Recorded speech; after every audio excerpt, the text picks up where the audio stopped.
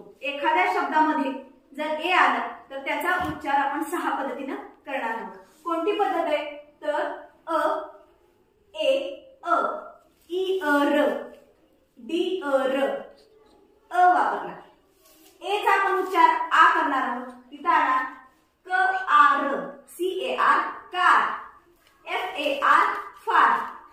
त्यानंतर अ चा उच्चार आपण ॲ करणार आहोत। ॲ, ह, ॲ, ट, म, ॲ, ट उच्चार करणार म्हणजे एच उच्चार करणार आहोत। ऑ, ब, ऑ, ल, ह, ऑ, ल, ए, ई, ए चा उच्चार होणार ए, ई, टेक, ट, ए, क, टेक, पी, ए, वाय, पेई, एई। आणि त्यानंतर ए चा उच्चार करणार आहोत ए, अ, के, अ, र, डे, अ, र।